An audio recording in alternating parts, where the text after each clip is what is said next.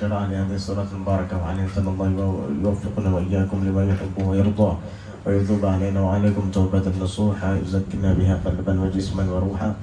ثم إلى روح سيدنا وحبيبنا محمد بن عبد الله صلى الله عليه وسلم، إلى روح سيدتنا فاطمة الزهراء بنت رسول الله، إلى روح سيدتنا خديجة الكبرى وعائشة الرضا وباقية أزواج النبي محمد صلى الله عليه وسلم الطاهرات أمهات المؤمنين، وإلى روح سيدنا الإمام علي بن أبي طالب كرم الله وجهه، وإلى روح سيدنا الحسن وسيد الحسين سيد شباب أهل الجنة في الجنة، إلى روح سيدنا أبي بكر الصديق، وإلى روح سيدنا عمر بن الخطاب، إلى روح سيدنا عثمان بن عفان، وإلى أرواح جميع أصحاب رسول الله السابقين الأولين والأنصار والمهاجرين والتابعين لهم بإحسان إلى يوم الدين، وإلى روح سيدنا الإمام علي زين العابدين ابن الحسين الشهيد، وإلى روح سيدنا المهاجر إلى الله أحمد بن عيسى، وإلى روح الأستاذ العظام الفقيه المقدم محمد بن علي علوي، وإلى روح الفقيه المقدم وجه الدين الشيخ عبد الرحمن السقافي بن محمد بن الطويلة، لرزق الإمام فخر وجود الشيخ أبي بكر بن سالم أخيه عقل بن سالم، إلى رسل المنقذ بالأنفاس الحبيب عمر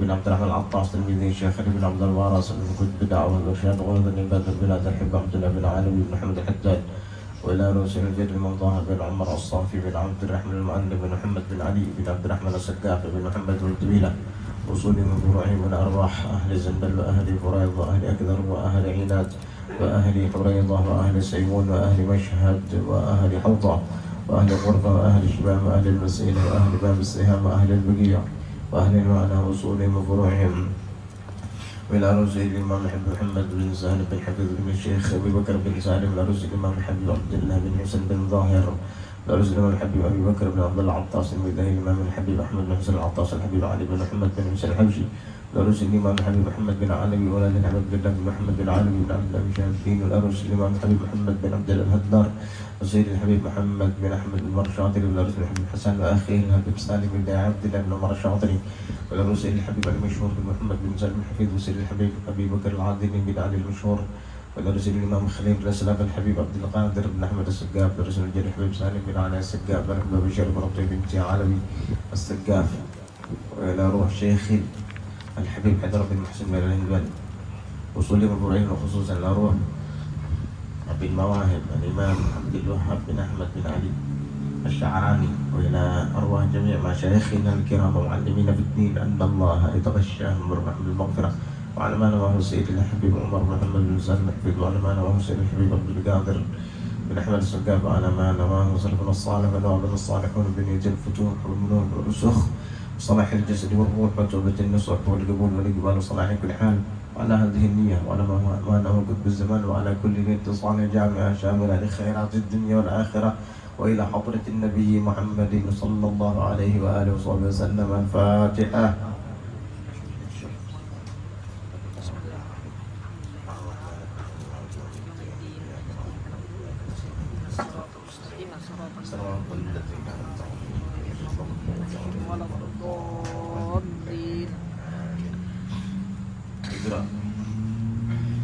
بسم الله الرحمن الرحيم. الحمد لله رب العالمين. اللهم صل وسلم على سيدنا محمد وعلى آله وصحبه أجمعين. قال شيخ المصنف رحمه الله تعالى ونفعنا به وبعلومه في الدارين آمين.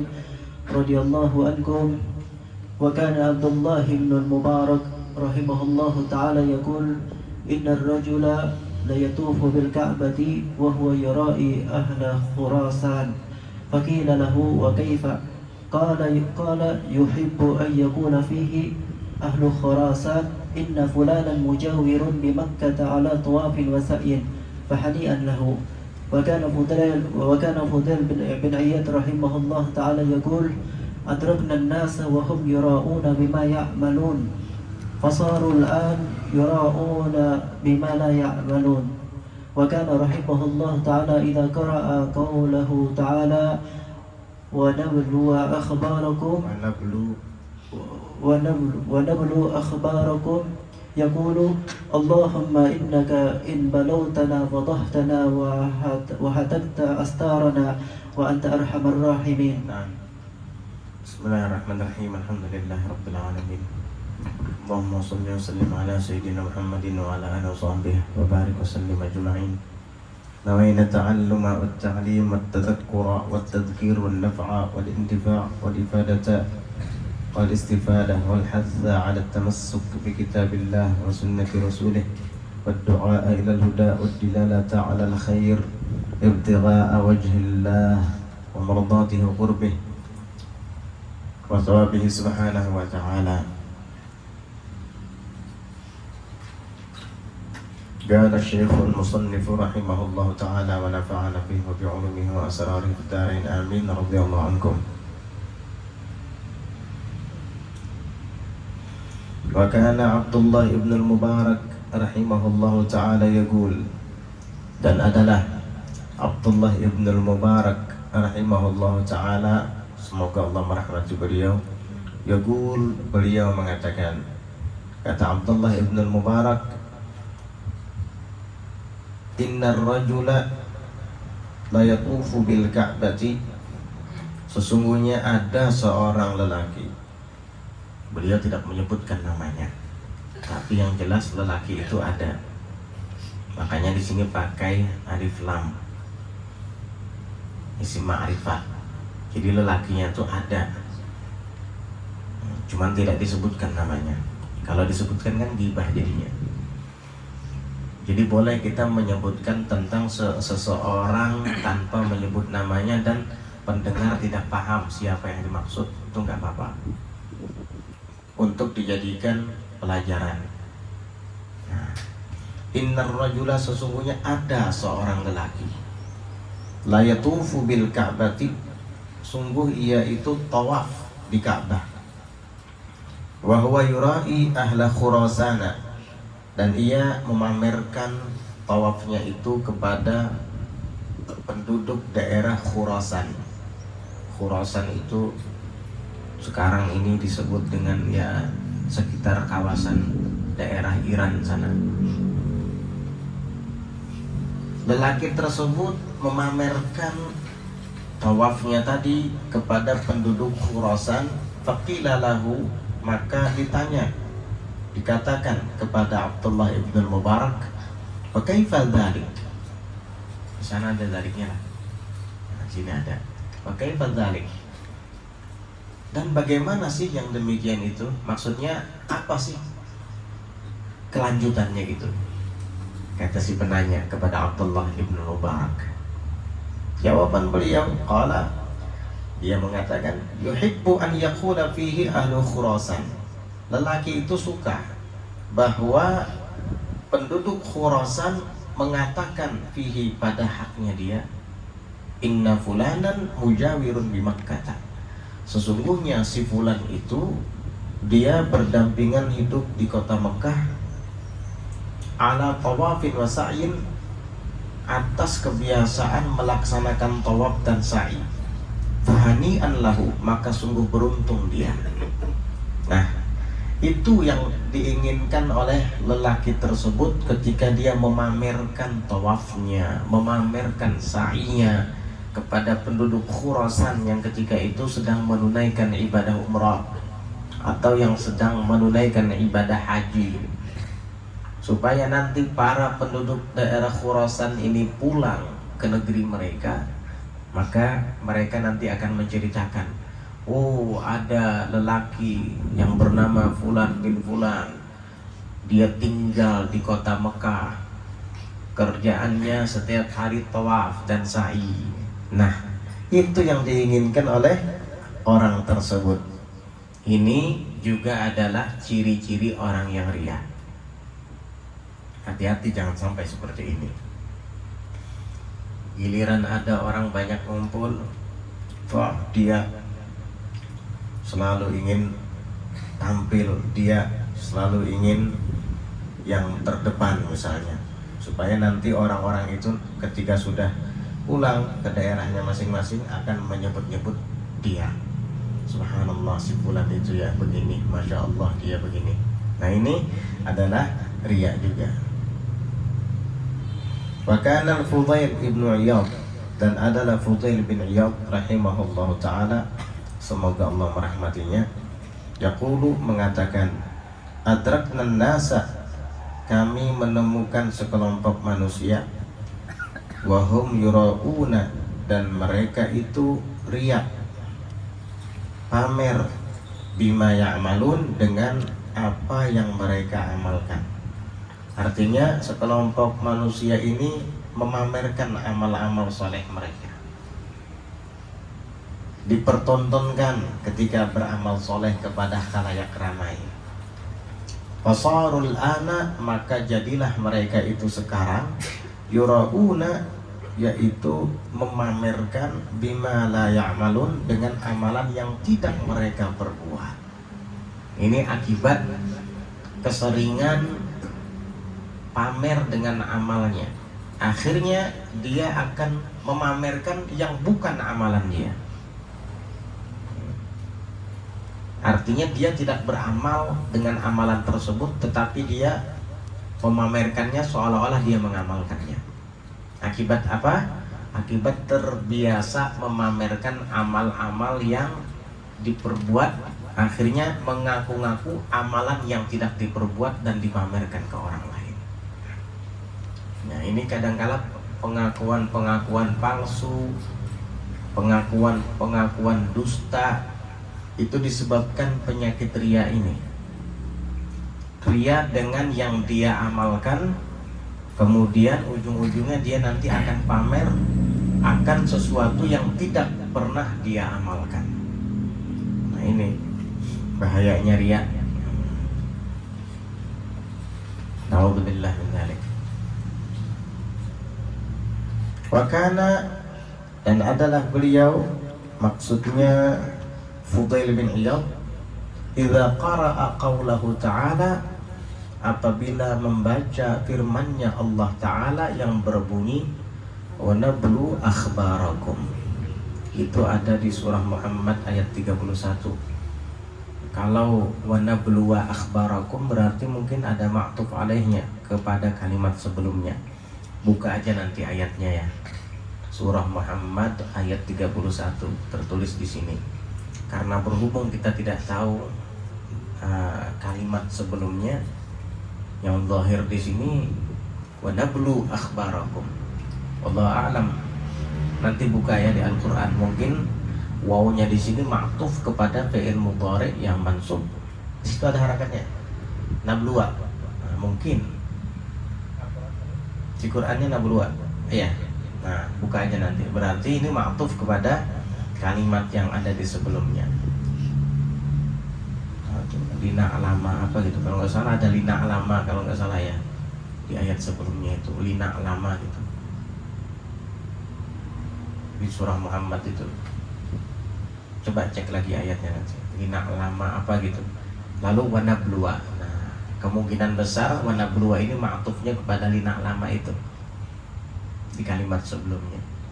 Wanabluwa akhbarakum. Alhasil ketika Fudail bin Iyad membaca ayat ini wa nabluwa akhbarakum, yang artinya dan kami akan menampakkan segala kabar-kabar berita tentang kalian.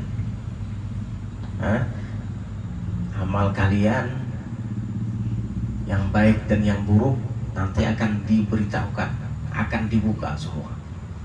Ini di hari kiamat. Wa nabluwa akhbarakum, dan kami akan nampakkan, akan buka semua kabar-kabar kalian.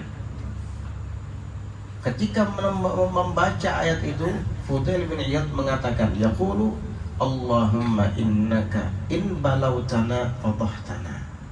Ya Allah, sesungguhnya engkau, kata Fudail bin Iyad, jika engkau buka, engkau nampakkan kami, fadahtana, maka engkau akan permalukan kami. Wahatatta astarana, dan akan engkau singkap penutup-penutup kami. Engkau singkap, engkau buka tirai-tirai penutup aib kami.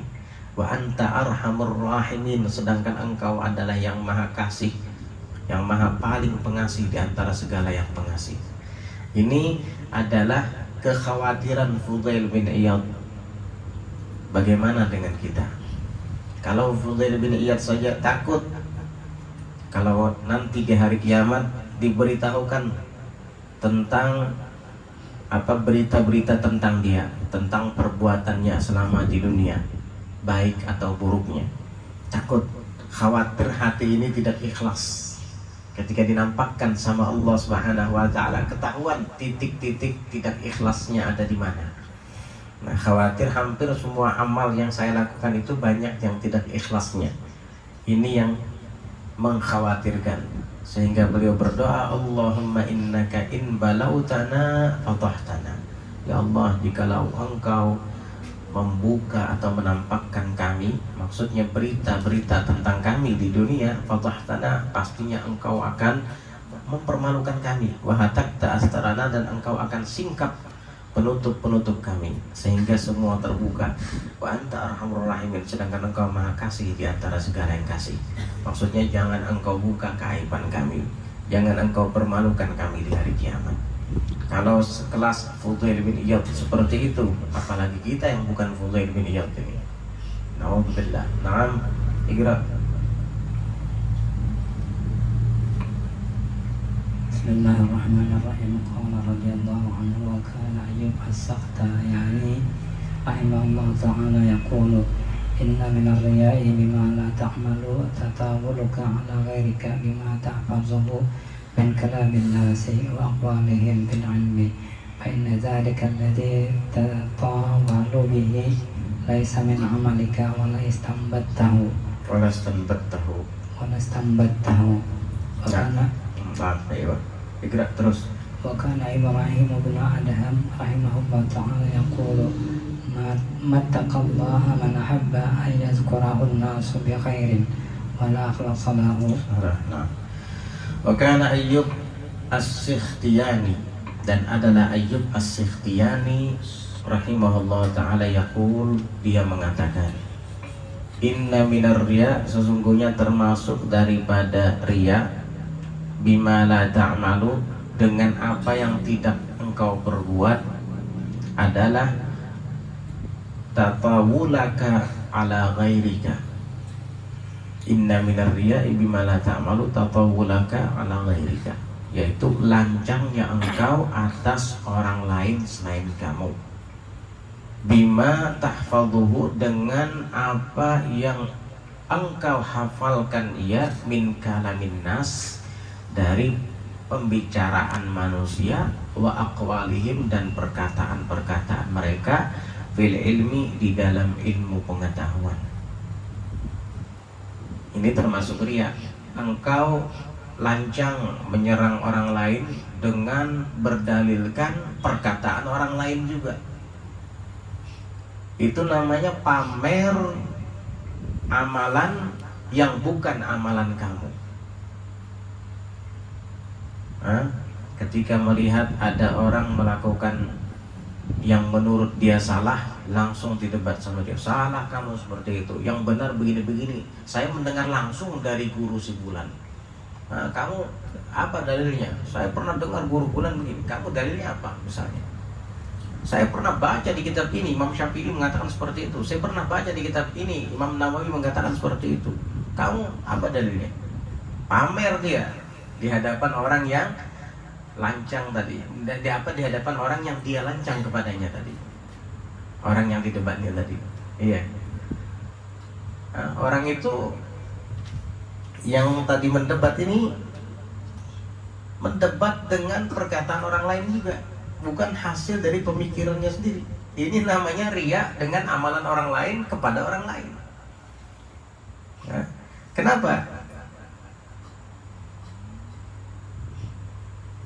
Kata beliau, fa inna dzalikal ladzi tatatawwalu bihi, maka sebab sesungguhnya itu yang engkau lancang dengannya, menyerang orang lain tadi, laisa min amalika, bukan daripada amalan-amal kamu, walastanbattahu, dan tidak pula engkau mengistinbatnya daripada Quran atau hadis, tetapi kamu juga menukil perkataan orang lain, kemudian kamu pamerkan untuk mendebat lawan bicaramu.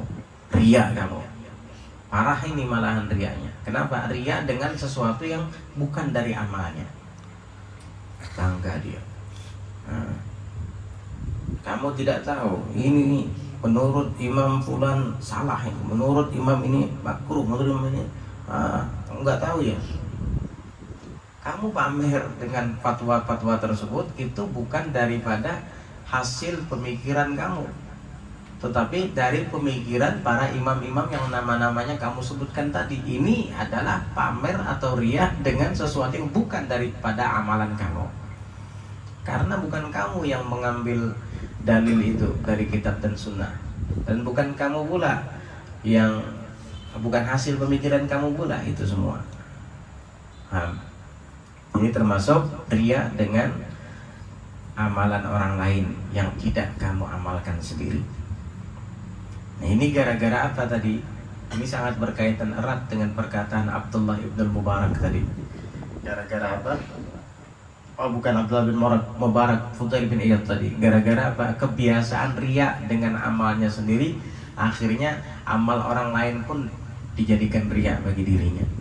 Artinya yang sesuatu yang tidak dia amalkan pun dia pamer-pamerkan kepada orang lain. Nah, ikrah. Wa kana Ibrahim ibnu Adham, dan adalah Ibrahim bin Adham rahimahullah ta'ala yaqul, dia mengatakan, mattaqallaha man ahabba an yadhkurahu an-nasu bi khair wala akhlasalah. Mattaqallaha, tidaklah bertakwa kepada Allah, man, orang yang ahabba an yadhkurahu an-nas, suka yaitu disebut-sebut oleh orang lain, oleh orang banyak, bi khairin, dengan kebaikan. Jadi kalau ada orang yang suka disebut-sebut kebaikannya, ini ciri-ciri orang yang tidak takwa kepada Allah. Wala akhlasalah, dan tidak pula dia itu ikhlas tulus karenanya Allah. Dia melakukan amal kebaikan ingin dipuji oleh manusia, ingin disebut-sebut oleh orang banyak bi khair, dengan kebaikannya itu. Ini orang tidak bertakwa ini. Ini orang yang tidak ikhlas karena Allah Subhanahu wa taala. Hati-hati. Jangan-jangan amal ibadah kita itu hanya seperti debu ditiup angin lalu kemudian hilang, enggak ada pahalanya sama sekali. Gara-gara tidak ada keikhlasan. Setiap kali mau berbuat kebaikan mesti harus mendapat sanjungan. Kalau tidak dipuji, dia nggak mau lagi berbuat baik. Ini orang yang tidak bertakwa ini. Tapi dia berbuat baik, perbuatan baiknya itu palsu, bukan takwa itu. Dan orang ini tidak akhlas salah, tidak ikhlas karenanya Allah Subhanahu wa taala. Sedangkan kita disuruh beribadah harus dalam keadaan ikhlas dalam menjalankan agama ini karena Allah Subhanahu wa taala. Wa ma umiru illa liya'budullaha mukhlishina lahud-din. Dan tidaklah mereka itu diperintahkan melainkan agar beribadah, menyembah Allah Subhanahu wa taala mukhlishina lahu, dalam keadaan ikhlas tulus baginya. Tulus apa? Ikhlas apa? Ikhlas dalam ad-din, agama. Karena siapa? Lahu, untuknya, karenanya Allah Subhanahu wa taala. Nah, Bismillahirrahmanirrahim. Wa qala radhiyallahu anhu wa kana Ikramah rahimahullah ta'ala yaqul akthiru minan niyati salihati fa inna riya la yadkhulu fil niyat. Wa kana Abdullah bin Abbas radhiyallahu anhuma yaqul la yahtaju shay'un min furu'il Islam ila niyatin ba'da ikhtiyari sahibihi dukhula fil Islam. Wa kana Abu Sulaiman خلاص. Wa kana Ikrimah rahimahullah ta'ala yaqul, dan adalah Ikrimah rahimahullah ta'ala mengatakan, aktsiru minan niyatis salihah, perbanyaklah daripada niat yang baik. Fa innar riya'a la yadkhulu fin niyah, sebab sesungguhnya riya itu tidak masuk ke dalam niat. Nah, jadi kalau kita berniat baik, maka riya tidak akan masuk ke dalamnya. Sedangkan niat baik itu dicatat pahala oleh Allah Subhanahu wa taala. Berarti niat baik adalah ibadah yang tidak akan kemasukan riya. Kenapa? Karena riya itu memamerkan ibadah. kepada orang lain. Kalau niat baik itu letaknya di dalam hati, mana bisa dipertontonkan kepada orang.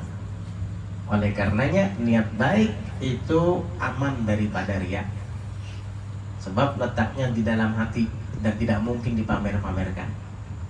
Ya, kalau sudah terucap oleh lisan itu bukan niat lagi namanya. Ya, kalau diucapkan niat baiknya itu diungkapkan dengan lidahnya, itu sudah jatah lisan namanya, qaul sudah gitu. Dan qaul itu bagian daripada amal sudah. Tapi selagi niat itu dipendam di dalam hati, niat baik tersebut, maka kita akan mendapatkan pahala yang murni dari Allah. Kita mendapatkan pahala yang murni. Murni kenapa? Karena dia bersih daripada riya. Sehingga kata Ikrimah, perbanyaklah berniat yang baik. Ya. Man hamma bil hasanah falahu ajruha. Orang yang hanya sekedar berniat melakukan kebaikan, dia mendapatkan pahala kebaikan itu. Jadi kalau kita memperbanyak niat-niat baik, berarti kita telah memperbanyak ibadah-ibadah yang tulus, begitu. Ibadah-ibadah yang ikhlas. Apa niat baik itu? Banyak. Nanti setelah bulan Ramadan berlalu, saya tanamkan niat untuk tetap terus bangun malam, sebagaimana di bulan Ramadan saya bangun malam untuk sahur. Nah, kebiasaan bangun malam saya niatkan di dalam hati untuk terus saya lanjutkan. Yang penting niat dulu di hati. Biasanya di bulan Ramadan saya menghadiri majelis di Palima Pandansari. Maka insya Allah setelah selesai bulan Ramadan, apabila ada majelis lagi, saya akan tetap terus menghadirinya. Niatkan dalam hati seperti itu. Itu niat-niat baik semua. Dicatat sama Allah. Dicatat sama Allah pahalanya. Bahkan itu niat yang tulus murni, tidak ada riyanya. Mana ada yang tahu hati kita kecuali Allah Subhanahu wa taala. Makanya dulu salah seorang sufi ketika sedang sakaratul maut, dia dikunjungi oleh para muhibbinnya. Maka beliau berkata kepada mereka, inwu bina al-jihad, inwu bina al-hajja wal umrah, inwu bina kada kada kada, wa yadhkur anwa'an minal a'malis salihah. Dia bilang, ayo kita sama-sama niat jihad fisabilillah. Ayo kita sama-sama niat berhaji dan berumrah. Ayo kita sama-sama niat sedekah dan lain-lain. Dia sebutkan banyak macam-macam amal kebajikan. Setelah selesai ngomong, salah seorang muhibbinnya bertanya, wahai Syekh, kenapa engkau mengajak kami berniat seperti itu? Kamu sekarang sedang sakaratul maut, sakitmu semakin parah. Kenapa mengajak kami berniat untuk jihad? Jangankan jihad, berjuang membela agama melawan musuh, bangun saja kamu tidak bisa. Kenapa engkau mengajak kami berniat berangkat haji dan umrah? Jangankan tawaf dan sa'i, berjalan saja kamu, duduk aja nggak bisa. Kata Syekh tadi menjawab, iya memang betul. Walaupun kita tidak bisa mengamalkan semuanya, setidaknya hati kita berniat untuk melakukan itu. Dan Rasulullah SAW bersabda, likulli imri'in ma nawa. Setiap orang itu mendapatkan atau berhak mendapatkan pahala yang diniatkannya. Nah sekarang kita sudah berniat jihad, sudah berniat haji umrah, berniat yang lain-lain daripada amal salehah. Kita tidak bisa melakukannya, setidaknya kita sudah mendapatkan pahala niatnya. Oh, baru mereka paham. Akan disebutkan dalam riwayat, yu'ta yaumal qiyamati bil abdi wa yu'ta kitabah fa yaqra fihi al jihad wal hajja was sadaqah wa lam ya'mal biha fa qala inna hadha laysa bi kitabi. Nanti didatangkan seorang hamba di hari kiamat, kemudian diserahkan kepadanya kitabnya, kitab amalan, lembaran-lembaran amal perbuatannya. Lalu dia baca, ternyata di situ dia jumpai dia melakukan jihad fisabilillah, dia pergi haji, dia bersedekah. Akhirnya dia protes, ini bukan kitab amal perbuatan saya, karena saya seumur hidup tidak pernah melakukan ini semua. Saya nggak pernah jihad, saya nggak pernah berangkat haji, saya juga tidak pernah bersedekah karena saya orang fakir, karena saya orang lemah. Kok ada di dalam lembaran-lembaran ini catatannya? Kayaknya ini salah buku ini salah kitab, bukan lembaran saya kayaknya. Akhirnya Allah Ta'ala mewahyukan melalui malaikat, berfirman kepada orang itu bahwasanya memang benar engkau tidak melakukan itu semua, tetapi engkau suatu saat pernah mengatakan, ya Allah, jikalau seandainya saya kuat, saya pasti akan jihad. Andai kata saya kaya, saya pasti akan berangkat haji, saya akan bersedekah. Begitu engkau berniat di dalam hatimu, kata Allah Subhanahu wa Ta'ala, maka akhirnya semua niatmu itu telah dicatat di dalam setiap lembaran-lembaran amalmu. Akhirnya barulah dia sadar bahwa ternyata niat baik yang ada di dalam hati itu tidak akan pernah disia-siakan oleh Allah Subhanahu wa Ta'ala. Nah, mulai dari sekarang hiasi hati kita dengan niat-niat yang baik. Buang niat-niat yang jahat itu. Hati ini adalah tempat menampung kebaikan atau kejahatan, dan kedua-duanya tidak mungkin berkumpul. Kalau di dalam hati ada niat jahat, niat baik tidak akan masuk ke situ. Makanya kalau orang sudah terbiasa berniat tidak baik, hatinya akan tertutup untuk melakukan kebaikan.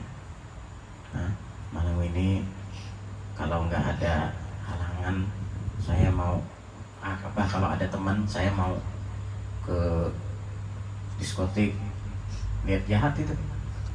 Nah, nanti malam kalau ada acara karaokean di sana, saya mau ikut berangkat pergi melihatnya. Niat buruk gitu.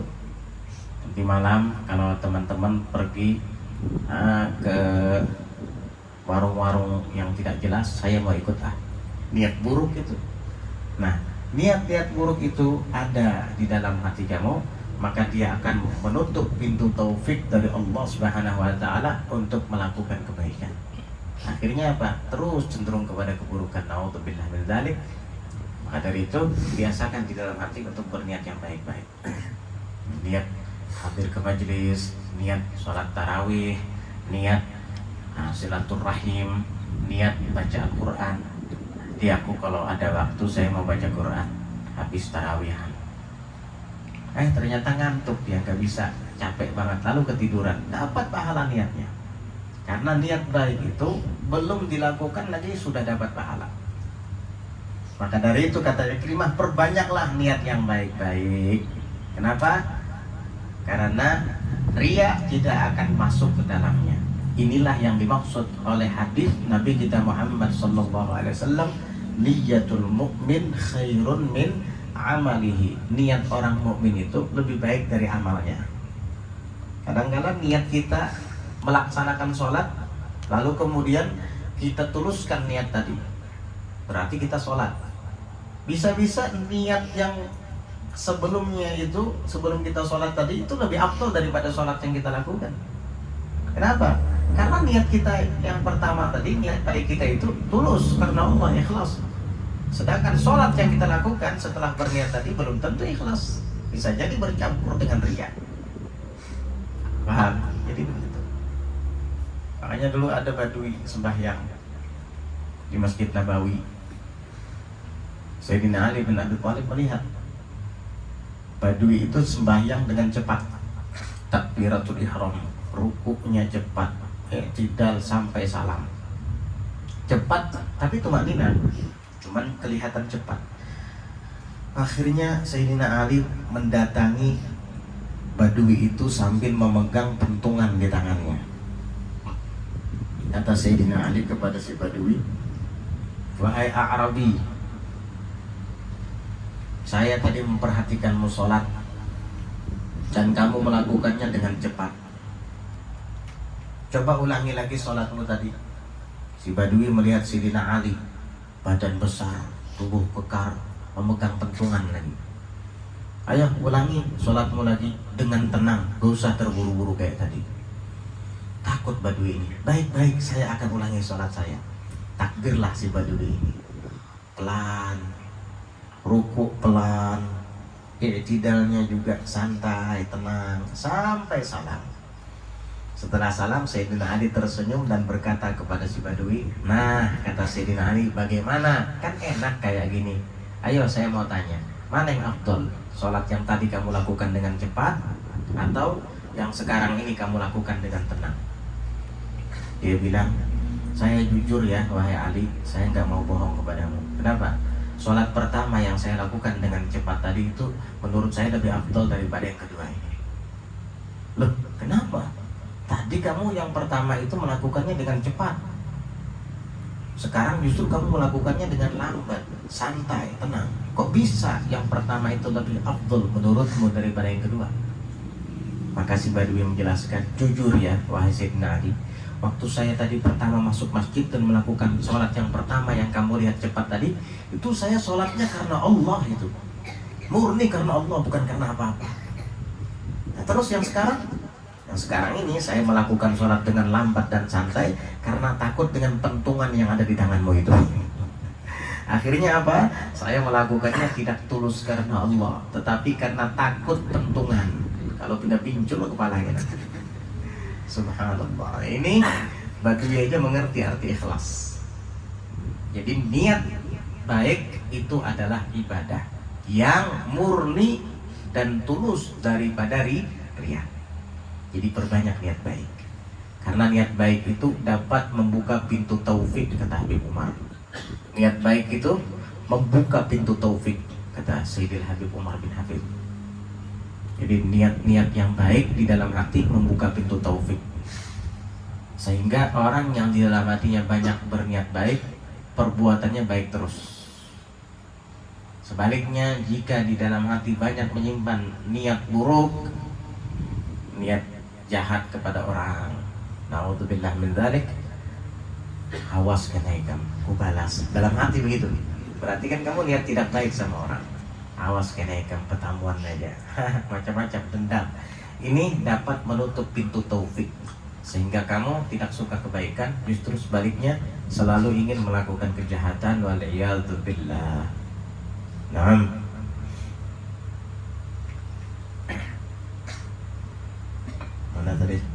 Mana tadi?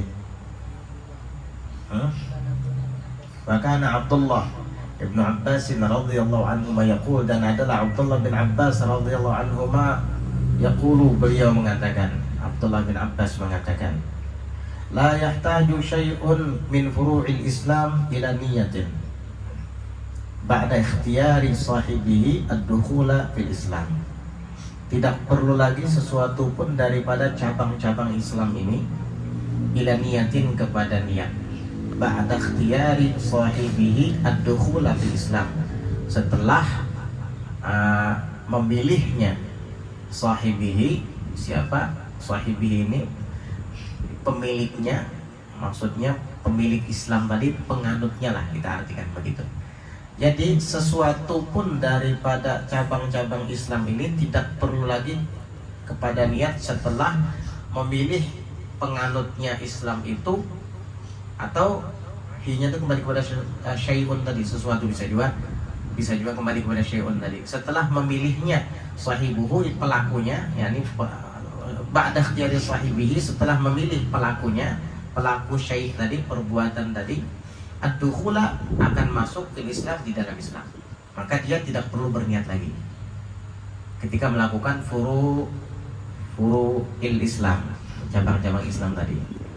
Jadi la yahtaju syai'un, tidaklah sesuatu itu memerlukan sesuatu apa, min furu'il Islam, dari cabang-cabang Islam ini, ila niyatin, kepada niat. Setelah ikhtiyari sahibihi, setelah memilih pelakunya itu, ini pelaku sesuatu tadi, ad-dukhula, akan masuk di Islam, dalam Islam. Apa sih furu'ul Islam itu? Sholat bahagian daripada cabang-cabang Islam, puasa bahagian dari cabang-cabang Islam. Menurut Abdullah bin Abbas, ketika ada orang ingin sholat, orang ingin melakukan puasa, nggak usah lagi berniat, karena niatnya ketika memilih agama Islam sebagai agamanya itu adalah niat baik, sehingga tidak perlu lagi berniat. Tapi ini mazhabnya Abdullah bin Abbas, Ibnu Abbas. Kita jangan ikut-ikutan. Ya, kita tetap diwajibkan karena mazhab kita adalah Syafi'i. Begitu.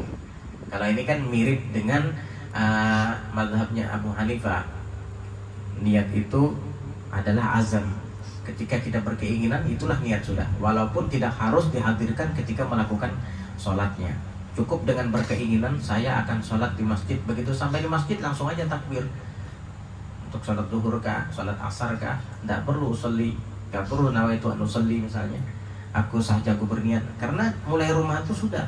Kata Hanafi, ini mazhab Hanafi, agak mirip sedikit dengan mazhab Abdullah bin Abbas. Kalau Syafi'i nggak boleh seperti itu. Paham? Nah, kenapa kata Abdullah bin Abbas radhiyallahu anhu tidak perlu lagi cabang-cabang agama ini diniatkan setelah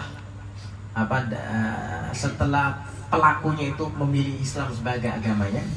Karena orang yang memilih Islam sebagai agamanya itu dia ada i'tiqad baik di dalam hatinya untuk menjalankan perintah-perintah Allah.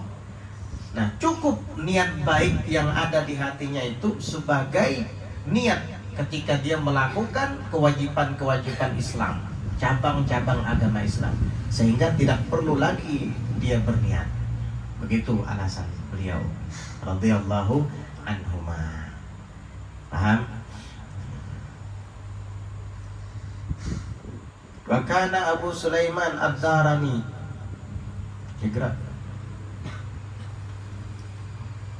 Bismillahirrahmanirrahim. Wa kana Abu Sulaiman Ad-Darani rahimahullah ta'ala yaqulu kullu amalin ya'maluhu al-mu'minu min a'malil islami mimma lam tahdirhu fihi niyatun fa niyatul islami tujzihi.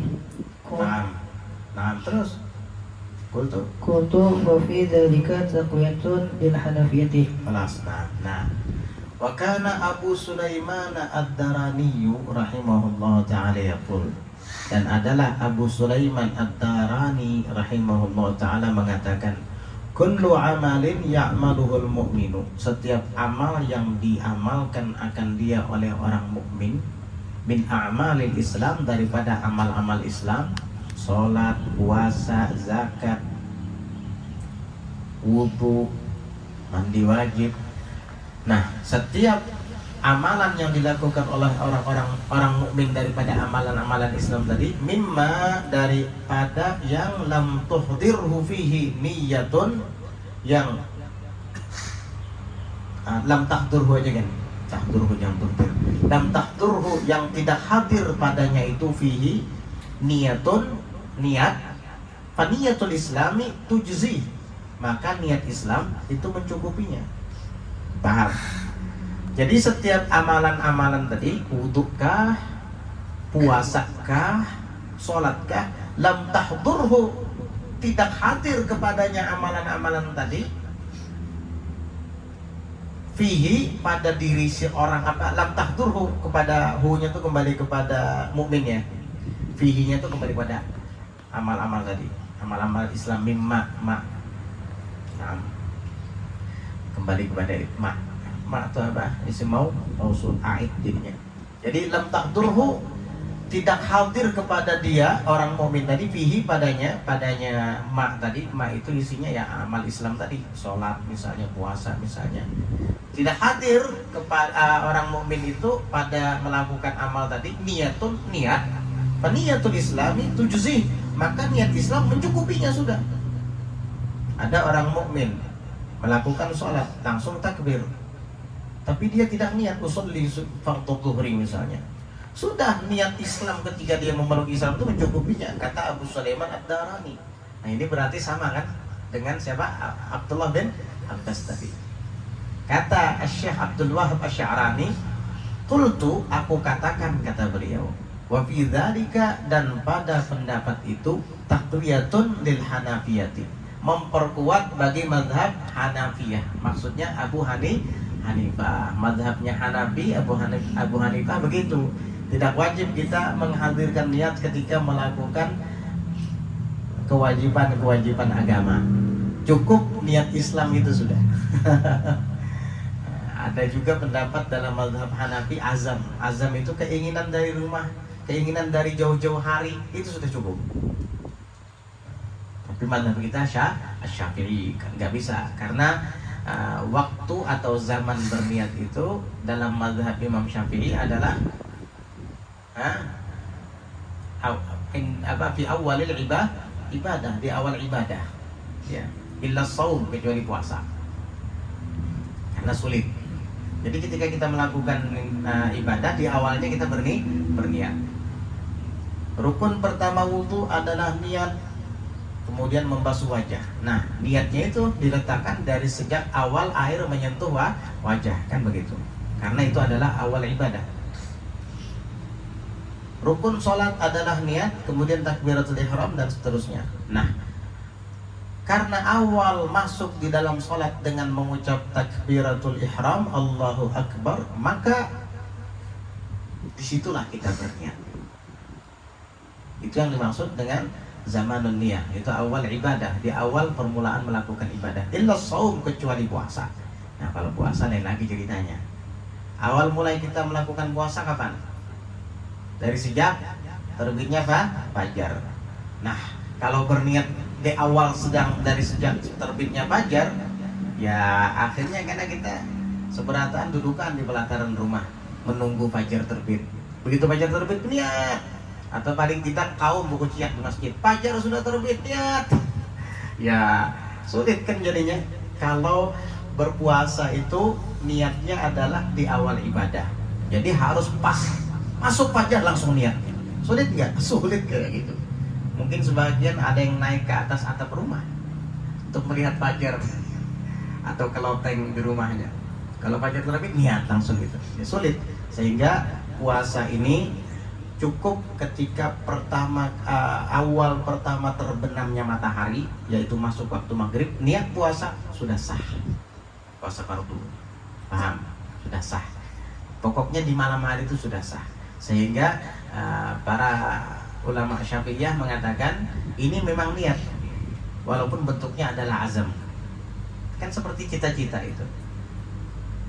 Al-azmu yaqumu maqaman niyah. Ini namanya azam, tapi menduduki posisi niat. Mazhab Syafi'i. Kalau mazhab Hanafi cukup niat Islam. Kita masuk Islam ini untuk apa sih? Niat kamu masuk Islam ini untuk bisa sholat. Karena orang kafir nggak bisa sholat. Untuk bisa apa sih? Untuk bisa puasa, karena orang kafir tidak sah puasanya. Nah, sudah niat masuk Islam itu mencukupi, sudah niat-niat ibadah yang lainnya. Sehingga ketika kamu sholat, ketika kamu puasa, kok usah niat lagi, cukup niat Islam itu sudah. Nah, ini mazhabnya Abdullah bin Abbas yang diikuti Abu Sulaiman Ad-Darani, dan juga memperkuat mazhabnya Abu Hanifah. Ayo, gerak. Bismillahirrahmanirrahim. Qala musannif rahimahullah ta'ala wa nafa'na bih. Wa kana Nu'aym bin Muhammadin rahimahullah ta'ala yaqul darbu zuhri bisiyati ahwanu 'alaina min niyati shalihah minan niyati shalihah. Wa kana Mansur bin Mu'tamar rahimahullah ta'ala yaqul wa Thabit al-Banani rahimahullah ta'ala yaqulani talabna al-ilma wa ma lana fihi niyatun farazaqanallahu ta'ala farazaqanallahu an-niyata shalihata ba'da dhalik li'anna al-ilma kulluhu yab'athu li'anna al-ilma kulluhu yab'athu sahibahu 'ala al-ikhlas fayusulu yatlubuhu hatta yahsulalah. Naam. Wa kana Nu'aym bin Muhammad, dan adalah Nu'aym bin Muhammad rahimahullah ta'ala yaqul, beliau mengatakan darbul dhahri bisyaq, itu memukul punggungku dengan cambuk atau dengan tongkat, ahwanu alaina, itu lebih remeh atas kami, minan niyati shalihah, daripada niat yang baik.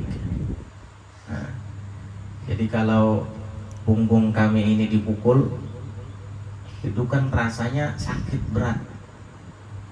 Tapi ternyata berat dan rasa sakit itu ketika punggung kita dipukul dengan tongkat atau dengan cambuk, itu lebih ringan daripada beratnya niat soleh. Daripada beratnya niat solehah. Jadi ada orang ingin berniat baik itu berat kadang, bisa lupa kita. bisa memang tidak ada gairah untuk melakukan kebaikan itu. Nah, jadi dipukul dengan tongkat di belakang atau di punggung itu sakit dan itu berat, tapi dibandingkan dengan niat solehah jauh lebih berat niat solehah daripada itu. Nah, jadi hanya orang-orang yang mendapat taufik dari Allah Subhanahu Wa Taala yang dimudahkan untuk berniat baik. Makanya usahakan buang segala kotoran-kotoran hati. Insya Allah yang datang baik-baik. Niat pun akan selalu baik. Makanya niat baik itu membuka taufik, membuka pintu taufik, kata Sayyidil Habib Umar. Artinya apa? Andai kata niat baik itu mudah, pasti semua orang banyak yang baik daripada yang jahat. Karena niat baik itu sulit, bahkan lebih berat daripada hanya punggung kita dipukul dengan cambuk atau tongkat tadi. Iya, itu ringan dibandingkan dengan berniat solehah. Wa kana Mansur ibnul Mu'tamir rahimahullahu ta'ala wa Thabitun al-Bunnani rahimahullahu yaqulani. Mansur ibnul Mu'tamir dan Thabit al-Bunnani, semoga Allah merahmati keduanya, yaqulani, keduanya mengatakan, talabnal ilma wa ma lana fihi niyatun. Kami pernah menuntut ilmu, kata Mansur al-Mu'tamir dan Thabit al-Bunnani. Kami pernah menuntut ilmu, wa ma lana fihi niyatun, dan tidak ada bagi kami di dalamnya niat. Jadi kami nggak berniat apa-apa ketika menuntut ilmu. Farazaqanallahu an-niyatas salihata ba'da dzalik. Maka kemudian Allah mengaruniakan kepada kami niat yang salehah, niat yang baik ba'da dzalik, setelah itu, yakni setelah menuntut ilmu. Jadi waktu mau menuntut ilmu itu belum ada niat apa-apa. Yang penting kita menuntut ilmu aja dulu lah gitu.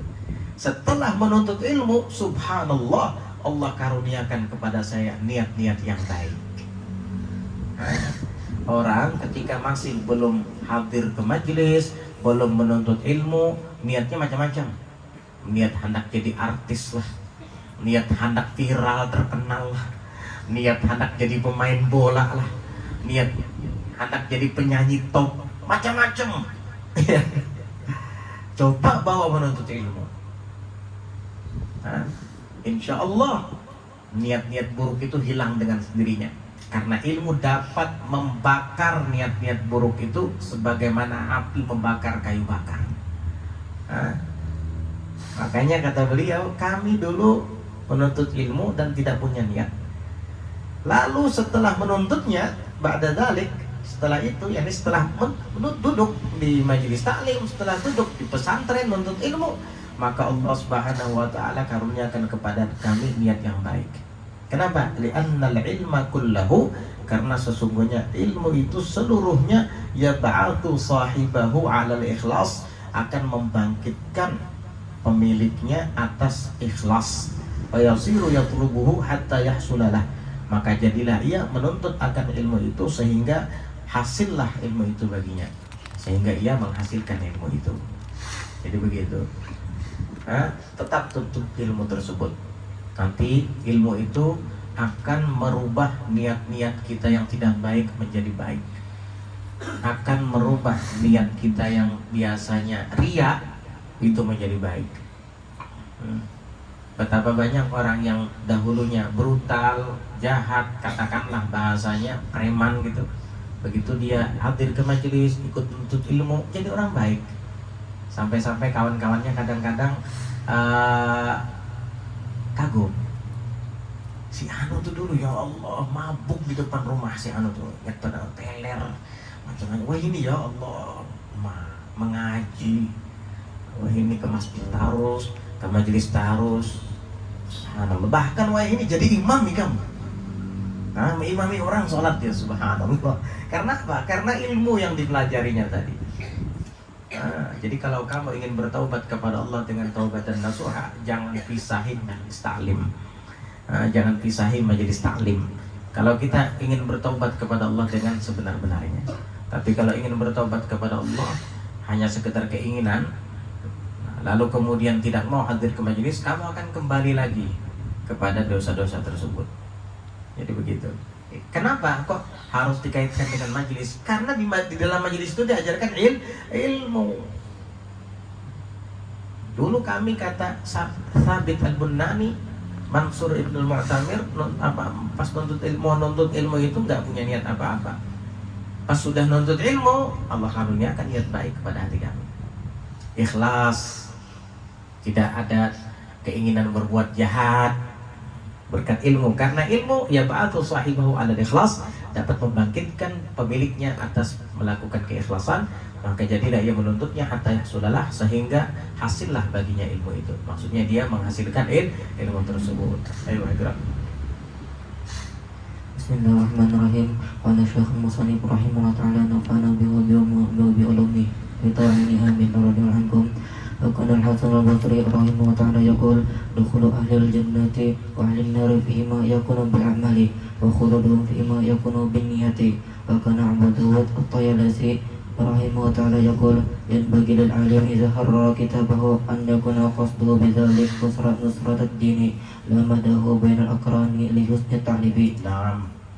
وكان الحسن البصري رحمه الله تعالى يقول, dan adalah Imam Hasan Al-Basri rahimahullah ta'ala mengatakan, dukhulu ahlil jannati wa ahlin nari fihima, masuknya penghuni surga dan masuknya penghuni neraka pada keduanya. Surga masuk ke dalam surga, penghuni surga masuk ke dalam surga, penghuni neraka masuk ke dalam neraka. Itu yakunu bil a'mal, terjadi disebabkan amal. Yang ini waktu hidup di dunia amalnya baik, maka dia masuk surga. Yang ini waktu hidup di dunia amalnya jahat, maka ia masuk neraka. Wa khuluduhum fihima, nah, dan kekalnya mereka di dalam keduanya, entah di surga atau entah di neraka, yakunu bin niyat, itu ada disebabkan niat. Nah, jadi amal-amal itu bisa membuat seseorang masuk surga, bisa membuat orang masuk neraka. Dan yang membuat penghuni surga kekal di surga adalah niat, bukan amal, niatnya itu. Dan yang membuat penghuni neraka kekal di dalam neraka pun adalah niat juga, bukan amalnya tadi. Itulah peranan niat di akhirat kelak. Tahu nggak orang mukmin yang ahli maksiat, apabila kelak di akhirat masuk neraka, selama dia masih mukmin, ada waktunya nanti diangkat dari neraka dan dipindahkan ke surga.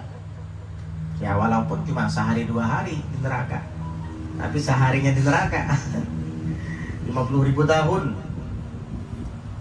Yaumin kana miqdaruhu 50 alfa sana. 50.000 tahun. Nah, mau masuk neraka sehari aja 50.000 tahun. Alhamdulillah. Ya, ujung-ujungnya nanti dia akan masuk surga juga. Kenapa? Karena dia memang sebab masuk nerakanya itu karena perbuatan fasiknya itu, karena maksiatnya. Tapi niatnya tetap tidak menyekutukan Allah. Dia tahu, hatinya tetap bertauhid kepada Allah. Nah, tauhidnya ini yang kelak akan menyelamatkan dia sehingga tidak kekal di neraka. Tauhid itu bagian akidah kan, niat. Akidah letaknya di mana itu? Di hati. Sebagaimana niat letaknya di hati. Ini yang membuat orang mukmin yang asi tidak kekal di neraka, sehingga dia bisa dipindahkan ke surga nantinya. Orang kafir juga masuk neraka, iya, dengan amalan-amalan mereka itu. Tapi orang kafir kekal di neraka, khalidina fiha abada. Kok kenapa orang kafir bisa kekal? Karena akidahnya rusak, karena dia tidak mentauhidkan Allah.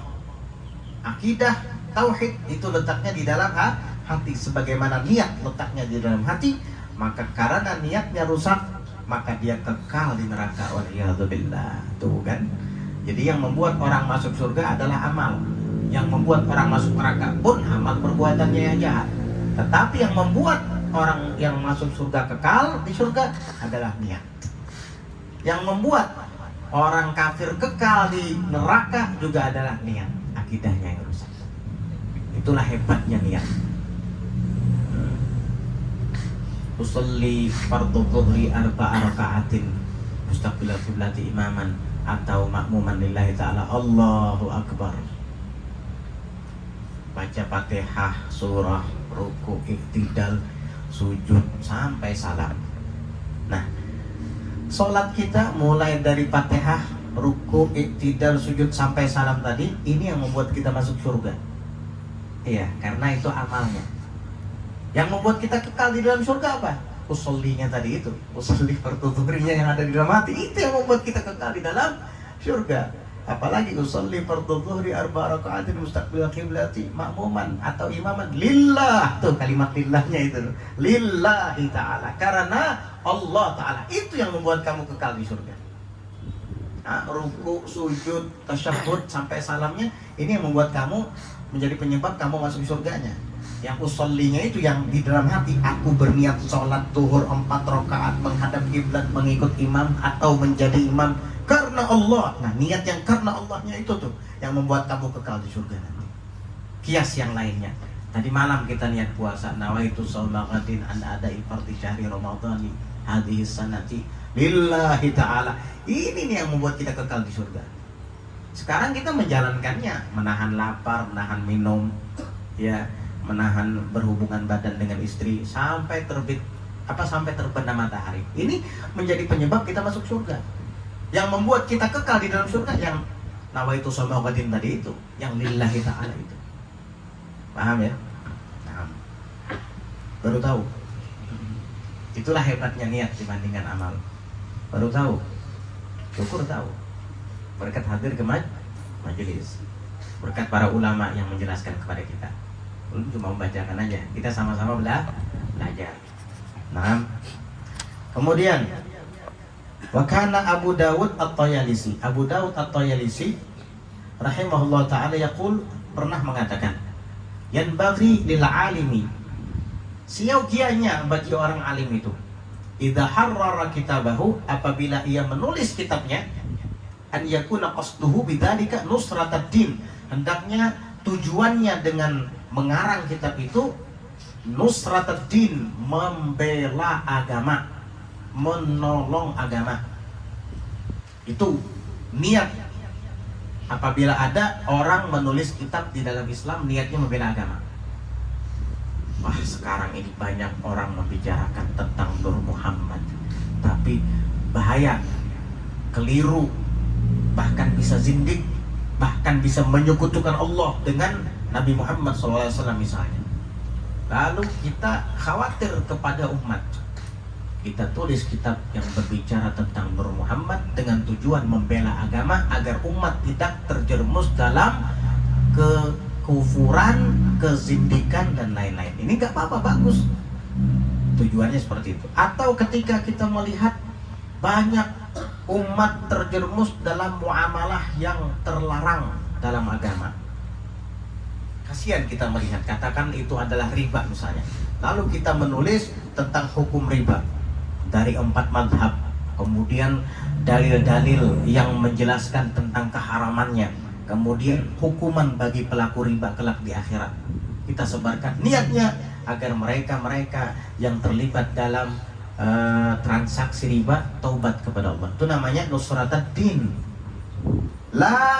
Jangan sampai maksud tujuannya dengan mengarang itu madhahu bainal aqrani li husni ta'lif, agar mendapat pujian di kalangan rekan-rekannya, akran, orang-orang yang hidup semasanya, li husni ta'lif, karena indahnya karangannya. Nah, ini salah kalau tujuannya mengarang seperti itu. Jadi tujuannya adalah agar membela agama, la madhahu, bukan agar mendapat pujian, bukan agar dia dipuji. Bainal akrani, di antara teman-temannya, di antara orang-orang yang sezamannya, di antara rekan-rekannya, di husni ta'lif, karena bagusnya karangannya. Nggak boleh kayak gitu. Niatkan untuk nusratad din, membela agama, bukan untuk mendapat pujian, sanjungan. Nah, itulah maksud di dalam mengarang kitab. Wallahu a'lam bissawab. Ya. Insyaallah kita lanjutkan besok. Ya, sekaligus buka bersama dan penutupan untuk madrasah Ramadan. Ya, karena ini kita sudah berada di minggu terakhir. kada kerasaan ya, kada kerasaan. Mulai awal minggu pertama, minggu kedua, minggu ketiga, ini ternyata sudah minggu keempat, nggak kerasa ya, kayak baru kemarin aja, subhanallah. Ini Ustadz Muhammad merakit speaker, mixer, ini kayak hanya beberapa hari yang lalu aja. Subhanallah. Lawan Samsul, alhamdulillah. Mudah-mudahan jadi amal soleh, amal jariah. Yang lainnya juga ada yang nyumbang kipas angin, subhanallah ya. Ada yang nyumbang yang lain. Besok kita insya Allah buka bersama di sini, dan kemudian kita sebelum buka, menjelang buka baca yasinan, tahlilan yang pahalanya dihadiahkan kepada almarhum dan almarhumah keluarga kita insya Allah besok ya. Nah, ini ada pertanyaan, sampai mana batasan yang dikatakan mahram yang boleh bersalaman? Mahram itu ada dari segi jalur nasab, ada susuan, ada sebab pernikahan. Kalau dari jalur nasab, yang menjadi mahram kita ada 7. Pertama, ibu kita sendiri, itu mahram kita karena beliau yang melahirkan kita. Yang kedua adalah anak kita sendiri, anak perempuan kita, mahram kita itu. Yang ketiga adalah saudari perempuan kita, kakak perempuan atau adik perempuan. Yang keempat adalah bibi kita, saudari ayah kita, adik ayah atau kakak ayah kita, Acil, Marina. Kemudian yang kelima adalah bibi siapa? Dari ibu kita, sama. Kalau tadi bibi ding sanak abah, ini bibi ding sanak mama. Yang kelima, Acil ding sanak mama. Mahram kita itu. Nggak batal wudu, nggak dilarang untuk berjabatan tangan, sebab mereka adalah mahram kita. Apa sih yang dimaksud mahram? Orang yang haram dinikahi itu. Gak boleh dinikahi mereka tuh. Ibu, anak, saudari perempuan, saudari abah, saudari ibu, Acil tadi. Yang keenam, keponakan. Anak di sanak kita yang laki-laki. Anaknya dia, keponakan. Keponakan saudara kita kandung, atau sahabat atau seibu. Bukan keponakan sepupu, bukan. Keponakan memang saudara kita punya anak perempuan, keponakan. Dan yang ketujuh adalah keponakan saudari perempuan kita, maksudnya anak saudari perempuan kita. Kita punya kakak laki-laki punya anak perempuan, mahram kita, keponakan saudara laki-laki namanya. Kita punya adik perempuan, punya anak dia, anaknya dia keponakan kita juga, itu keponakan saudari perempuan, mahram kita juga, 7. Nah begitu juga yang diharamkan bagi susuan. Kalau ada bayi yang usianya di bawah 2 tahun, belum 2 tahun, belum sempurna 2 tahun, menyusu kepada perempuan, khamsa radha'atin mutafarriqah, 5 susuan secara terpisah. 5 kali menyusu, bukan 5 kali sedot, sud 5 kali, bukan sekali nyusu, cabut lagi, susu lagi, cabut lagi, sampai 5 kali, bukan begitu. 5 kali susuan itu dia nyusu sampai kenyang, berhenti sendiri sekali, sudah lari-lari deh. Nanti siang nangis-nangis, susuin lagi sampai berhenti nangis, kenyang, pergi, 2 sudah. Itu dimaksud dengan jumlah hitungan susuan. 5 kali sampai seperti itu. Maka si bayi ini adalah anak susu oleh wanita yang menyusuinya tadi. Maka wanita ini ibu susunya. Tadi syaratnya harus di bawah 2 tahun, belum sampai 2 tahun, dan susuannya 5 kali secara terpisah. Ibunya itu ibu susu. Nah, ibu ini punya anak. Ini saudara susu bagi yang menyusu tadi. Nah, kemudian si siapa tadi? Si yang susu tadi punya adik, misalnya adik susu namanya, iya. Yang dari ibu yang menyusui melahirkan anak, adik susu. Nanti adik susunya ini menikah, punya anak, itu keponakan susu namanya. Sama kayak nasab tadi sudah. Cuman bedanya itu garis keturunan, kalau ini dari susuan. Nah itu mahram. Gak batal wudu. Gak boleh saling menikahkan. Gak boleh saling menikahi. Dan apa? Tak batal wudunya. Kemudian yang dari garis, yang dari segi apa tadi pernikahan. Pernikahan ada 4. Ada 4 disebabkan pernikahan. Pertama adalah mertua. Mertua kita itu mahram kita. Wudu nggak batal dan nggak boleh dikawini. Sampai kapan? Sampai hari kiamat. Walaupun saya cerai dengan istri, iya, walaupun kamu cerai dengan istri kamu, tetap mertua kamu itu mahram kamu. Nggak ada mantan mertua. Kalau mantan istri ada, mantan mertua nggak ada. Jadi itu dulu mertua aku dahulu, wah enggak, sampai sekarang tetap mertua kamu. Karena alat takbid selama-lamanya. Mertua itu ibunya istri. Kemudian siapa lagi? Menantu kita. Menantu kita itu namanya istri anak. Menantu kita mahram kita. Gak boleh dikawini. Gak boleh pula gak boleh dikawini. Dan halal untuk berjabat tangan dan tidak batalkan wudu. Istri anak kita, menantu. Kemudian yang ketiga, ibu tiri kita. Ayah kita kawin lagi dengan perempuan lain. Itu mahram kita tuh, ibu tiri. Sampai kapan? Sampai hari kiamat. Jangan nanti ayah meninggal dikawini ibu tiri. Gak sah nikahnya, zina itu. Ya. Yang keempat, yang terakhir yang keempat adalah anak tiri. Kita kawin sama janda yang punya anak. Anaknya itu mahram kita tuh. Kapan bisa menjadi mahram? Setelah kita berhubungan badan dengan ibunya. Kalau sekedar akad nikah saja belum jadi mahram tuh robibah itu, anak tiri itu. Kalau sudah berhubungan badan dengan ibunya, baru anak tiri itu jadi mahram. Paham? Baru jadi mahram. Berarti kalau ada orang menikahi janda, sudah ijab qabul, saya terima nikahnya fulanah binti fulan dengan mahar sekian tunai. Ya. Lama kemudian datang ada perempuan lebih cantik dari ini. Ini siapa ini? Itu anak saya katanya. Udah, kamu saya cerai, saya mau kawin sama anak kamu saja. Boleh. Loh, kan sudah ijab qabul. Harta sudah ijab qabul karena masih belum dukhul. Masih belum berhubungan badan, masih boleh. Jadi khusus untuk anak tiri, kalau kita mengawini ibunya, dia bisa jadi mahram kita.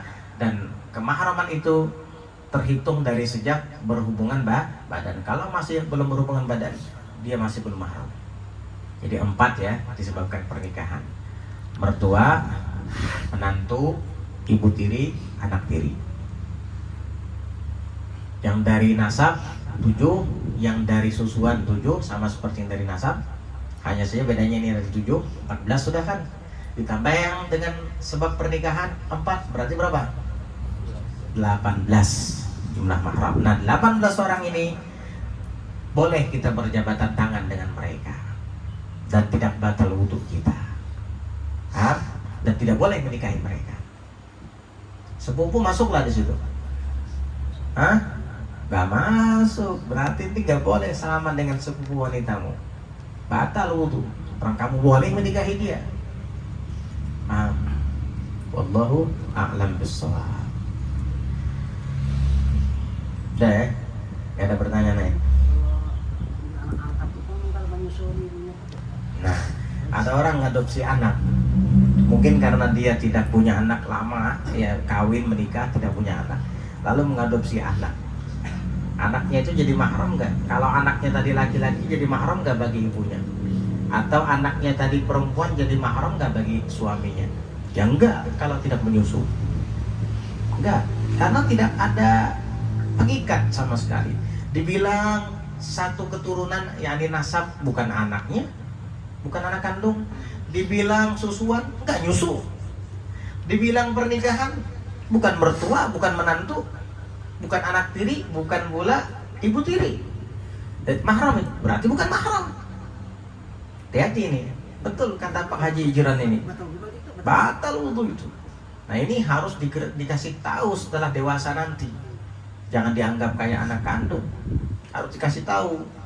Nanti kalau dia sudah bisa menerima kenyataan, ya kalau masih kecil jangan dulu lah, mungkin takut dia sakit hatinya. Nanti kalau sudah agak dewasa, udah bisa menerima kenyataan, secara pelan-pelan kita kasih tahu sebenarnya abah ini bukan abah kandungmu dan ibu ini bukan ibu kandungmu.